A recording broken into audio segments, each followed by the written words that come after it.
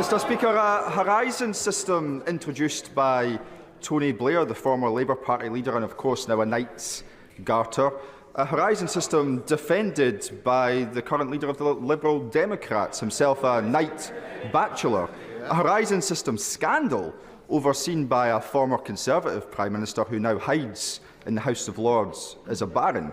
The reality is that sub-postmasters never stood a chance against the Westminster establishment, did they?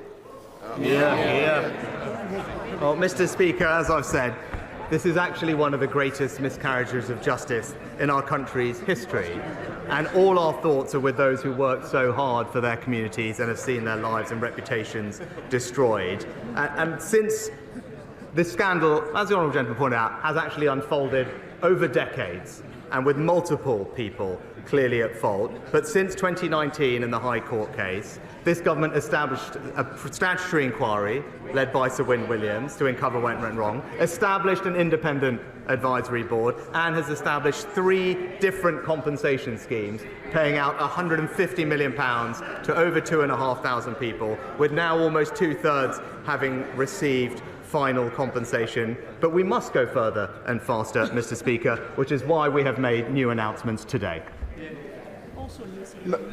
Mr. Speaker, I don't think the Prime Minister quite gets it. This isn't just a plague on all their houses. This is a plague on this House itself, because injustice goes far beyond just the sub-postmasters.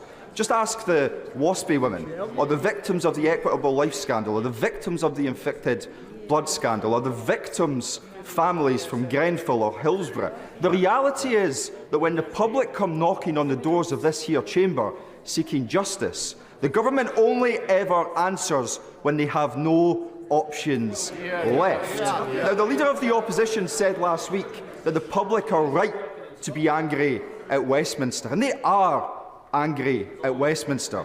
They're angry at Westminster because they know that this place never really changes. Does it, Prime Minister? No, Mr. Speaker.